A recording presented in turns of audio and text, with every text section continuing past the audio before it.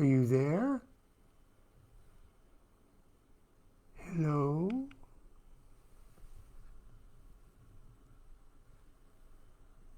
Good morning. Monday. I think I can see you all out there. Some of you are... Never mind. Good morning, everyone. And welcome to another installment of Accidental Christ. We're in the middle of a very interesting chapter, especially for those of us who are interested in initiatory subjects and things like that. And we're in the middle of the chapter that concerns the raising of Lazar, or the raising of Lazarus. And where we left off yesterday, we sort of split the narrative in two yesterday. Jesus had to return to Cana to quell the activities of the Galilean disciples, who were pretty much a good-hearted but clueless bunch. But he had to leave the ceremony of the initiatory ceremony of their friend Lazarus, or Lazar, which is taking place in Cana, and it will. I really don't have time to recap everything, but if you haven't seen the last couple of installments, and you're interested in initiatory type magic, then you might want to review these two, because this is. But anyway, this starts off with an epigram directly from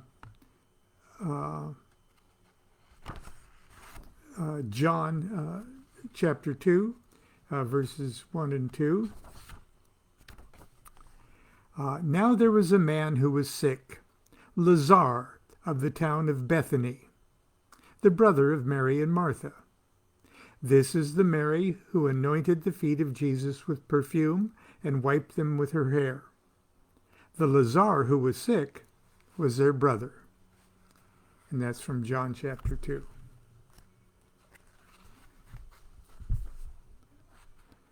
Lazar was a perfect candidate. He fell immediately into the bizarre routine of fasting, meditation, bathing, and sleep.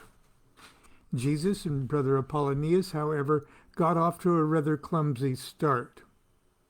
On the mountain, they were assisted by two aides who supervised the meal and bath periods. Without this extra assistance, they found themselves drifting helplessly into the rhythm of Lazar's cycle. By the third day, they were both nearly exhausted and realized they would have to reorganize the schedule of their shifts to better accommodate their own daily sleep patterns.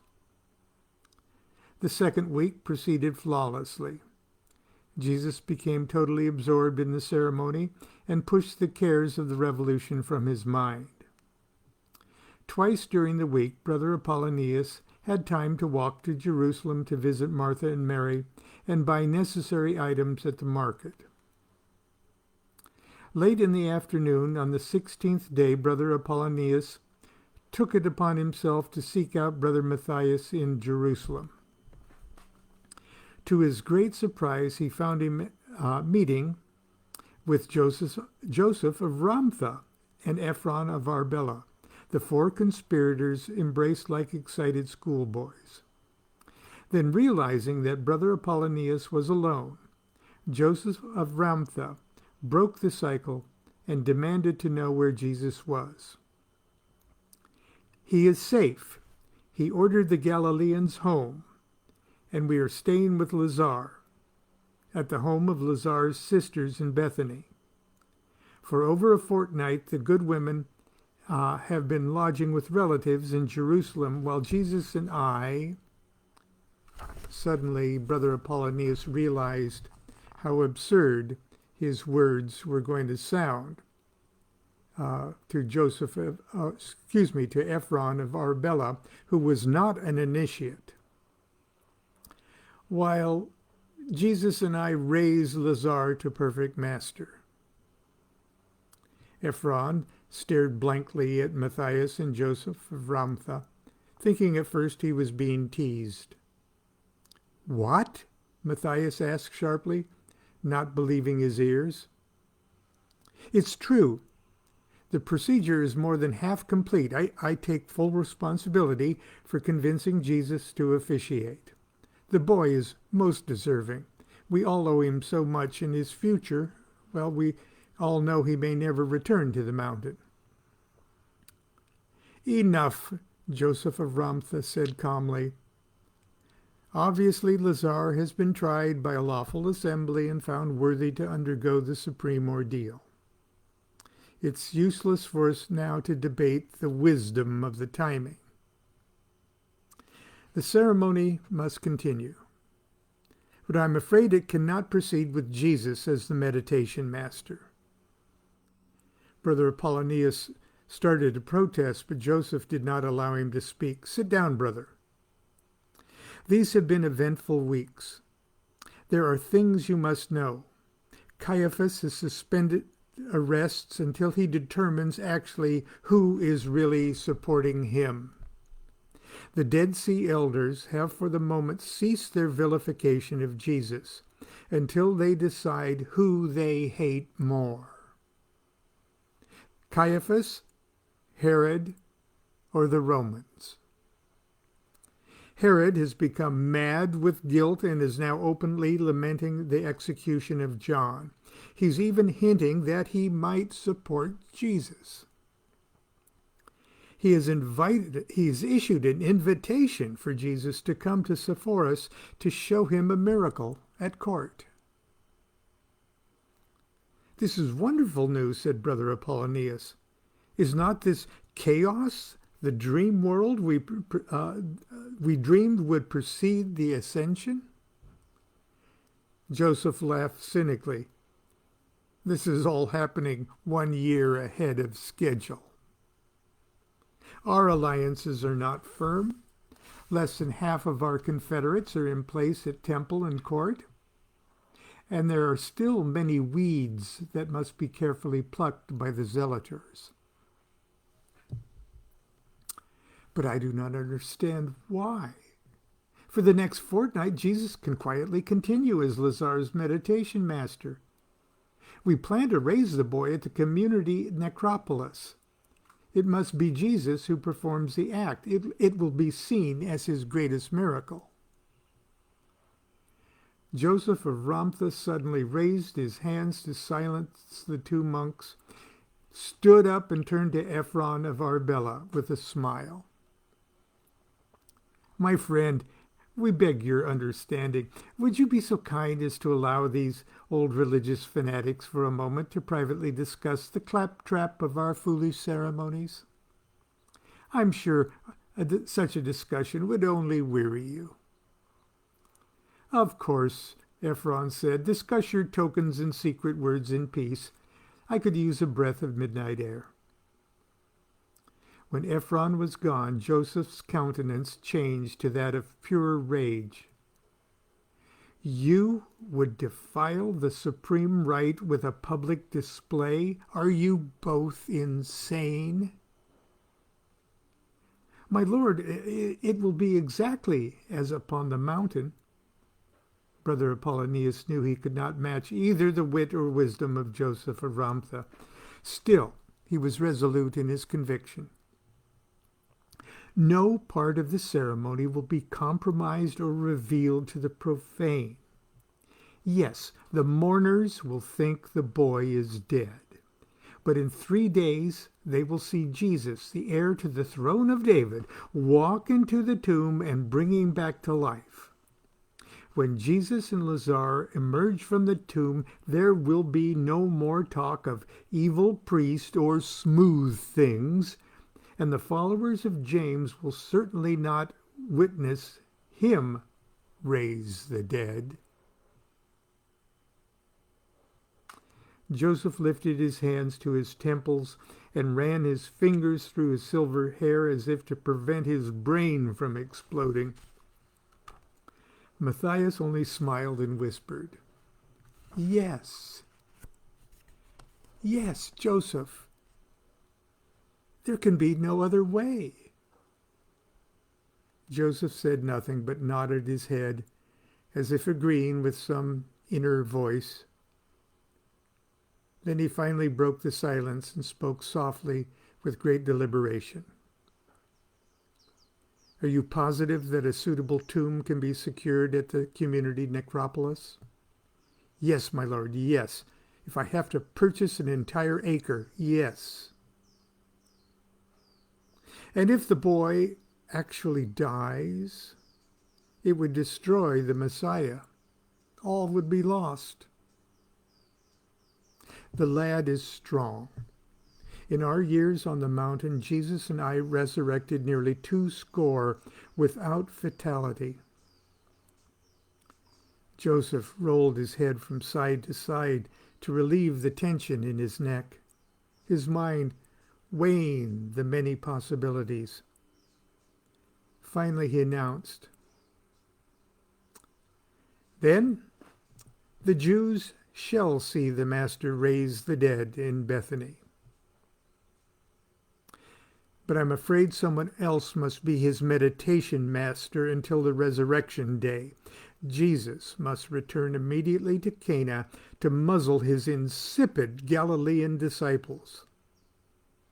Ephron of Arbela has been visited by an angel from the north who tells him that Andrew the rock and the sons of thunder have gone to Cana and are staying at the estate. He will tell you." Joseph opened the door and looked out into the darkness for Ephron. He spied him across the street near the stables, urinating in the moonlight. "When you are empty, my friend, come in the house and fill our brothers with news of the Galilean simpletons." Ephron's news was not good. Instead of returning to their homes in Galilee, the disgruntled disciples took it upon themselves to go to Cana. There they hoped to enlist Mary's aid in returning her mad son to Galilee and thence to his senses. The beloved disciples and resident pupils are understandably confused and upset, and the continuing presence of the chattering Galileans is bringing unwanted attention to the compound. Simon the Rock is even presuming to teach the pupils in Jesus' name. It would be amusing, if not so dangerously absurd. "This must be stopped," said Joseph, "and only Jesus can do it. He must go to Cana immediately and restore order. There is time for him to do what he needs and be done and return to raise Lazar. But he must go to Cana now. My 2 guards will accompany him." "But who will help me with Lazar? I cannot conduct a marathon ceremony alone, especially in the critical last days." "I will help you," Matthias said. "I was an aide for 2 raisings. I cannot serve as meditation master, but I can supervise the food and the bathing periods and visit the market and be your angel should you need one." Joseph slammed his hand upon the tabletop. "It is settled, then. Matthias, take my horse and carry word to my guards to come here immediately. When you return, we shall all go to Bethany. Until then, I advise Brother Apollonius to take a nap. For the next 12 days, he will have precious little time for sleep."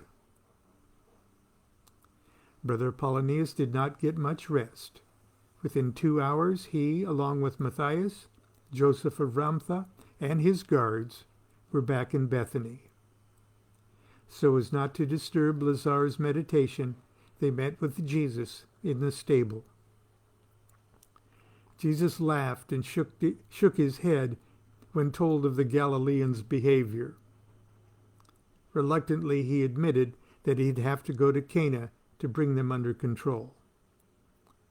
Before departing, he and Brother Apollonius calculated the precise day and hour when Lazarus must be raised. Brother Apollonius suggested the Galileans return with Jesus to Bethany to witness the resurrection. He vowed to dispatch an angel to Cana to bring word that Lazarus was near death, and a second angel who would meet Jesus and the others on the road a day later to announce his death. When Jesus reached Cana, he discovered the reports of misbehavior among the Galileans had been greatly exaggerated. It was true that Andrew the Rock, the sons of Thunder, and a handful of others had taken up residency at the compound. But their presence evoked only amused curiosity among the beloved disciples, and very few of the pupils took anything they said seriously. Mary was overjoyed to see her son and joked that she would continue to feed his playmates forever if it meant he would stay home.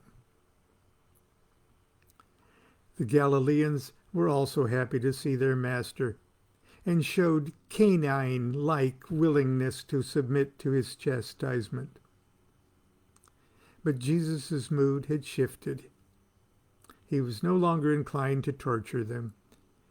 Instead, he used his days in Cana to reestablish their love and trust.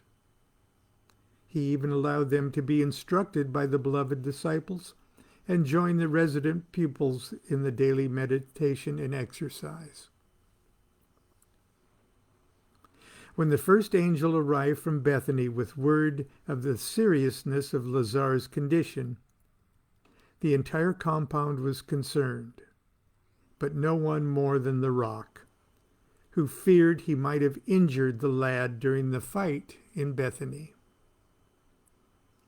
He pleaded with Jesus to depart for Bethany immediately to heal him. Jesus knew that if they left immediately, they would arrive before Lazarus was even entombed. To the utter dismay of the disciples, Jesus waited 2 days before agreeing to return. With an entourage of more than 20, they finally set out up the Jordan Valley for Bethany.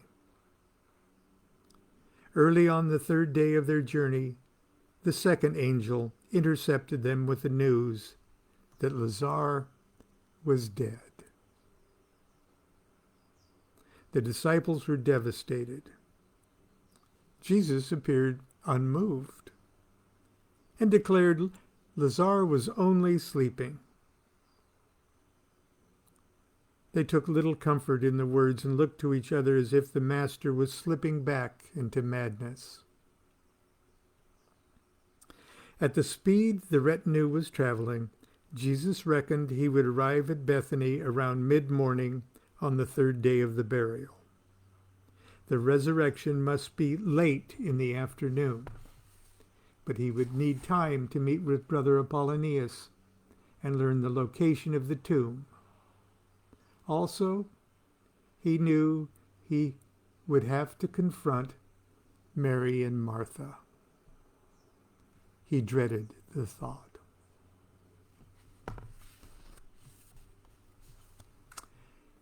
And tomorrow, the resurrection happens. I hope you'll be with us tomorrow for the continuing story of Accidental Christ, the story of Jesus as told by his uncle. Once again, it is available on Amazon Kindle. And if you have Kindle Unlimited, it's even free. So please get yourself a copy of Accidental Christ. Until tomorrow, we will see you. Be good to yourself and be good to each other. Do what thou wilt shall be the whole of the law. Love is the law, love under will. Have a great day.